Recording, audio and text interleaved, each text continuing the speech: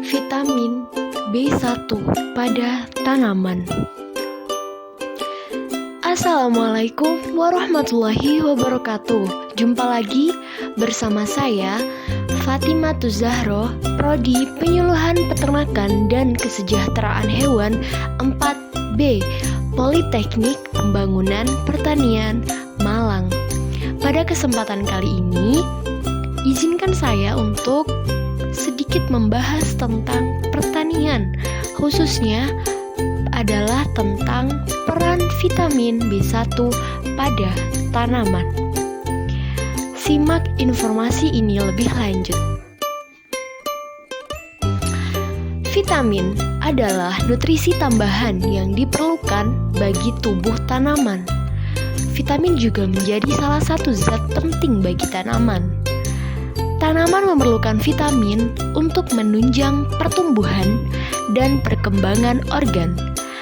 Salah satu vitamin yang diperlukan adalah vitamin B.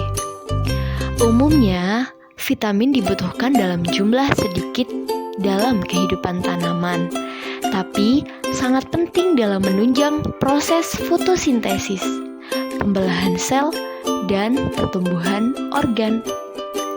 Nah, salah satu vitamin yang sering diaplikasikan kepada tanaman itu sendiri adalah vitamin B1 atau tiamin. Penggunaan vitamin B1 ditujukan untuk menjaga atau memulihkan kondisi tanaman. Vitamin B1 merupakan nutrisi penting yang berperan untuk mengubah karbohidrat menjadi energi.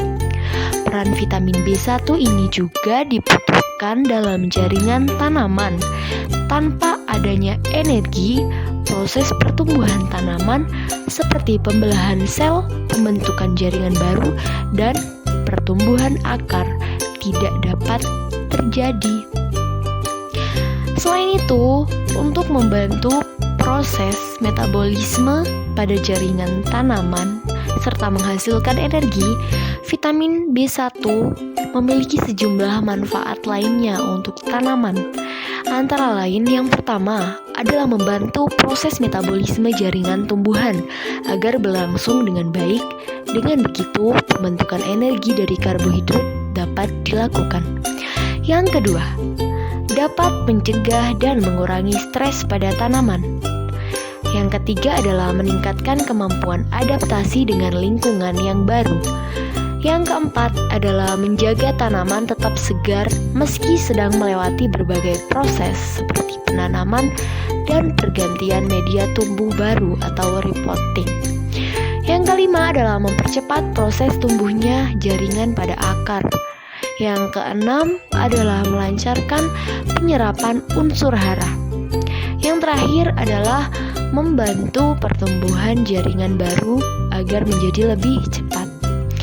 Vitamin B1 atau yang lebih dikenal dengan tiamin dapat diperoleh secara sintesis atau alamiah. Salah satu sumber vitamin B1 yang mudah didapatkan adalah air cucian beras. Air cucian beras mengandung sejumlah nutrisi penting, termasuk vitamin B1. Kandungan vitamin ini bisa ditemui pada kulit ari beras. Nantinya, ketika beras dicuci sebelum dimasak, vitamin B1 akan ikut larut dalam air cucian tersebut. Sehingga, air cucian tersebut dapat digunakan sebagai vitamin B1 pada tanaman dengan cara menyiram tanaman dengan air cucian beras tersebut. Fungsi tiamin mononitrat di dalam metabolisme tanaman dalam hal mengkonversikan karbohidrat menjadi energi untuk menggerakkan aktivitas di dalam tanaman, sehingga dengan demikian tanaman yang mengalami stres karena kondisi bare root atau pengiriman tanpa media ataupun dikarenakan pemindahan tanaman ke media baru segera melakukan aktivitas metabolisme untuk beradaptasi dengan lingkungan ataupun media yang baru. Dan ada juga vitamin B1 ini yang bukan sumbernya dari alami, yaitu diperoleh secara sintesis. Seperti merek dagang yang diaplikasikan untuk kebutuhan tanaman adalah B1 Start Vitamin, memiliki kandungan utama P205 sejumlah 2%, iron atau Ve sejumlah 0,10%, sebagai VEDTA vitamin B1 tiamin mononitrat 0,10%, dan NAA 0,04%, yang sangat bagus dipakai pada saat reporting tanaman ataupun pada fase pertumbuhan tanaman. Terkadang dikenal juga dengan hormon anti stres. Kebetulan karena sekarang adalah masa-masa pandemi, banyak ibu-ibu terutama yang beralih fungsi untuk menyukai dan menanam tanaman hias, maka vitamin B1 ini sangat penting untuk digunakan sebagai vitamin untuk tanaman itu sendiri. Dan yang mudah diperoleh adalah dari alami, yakni air cucian beras, sehingga sambil ibu-ibu untuk mencuci berasnya, airnya bisa disimpan untuk mencuci.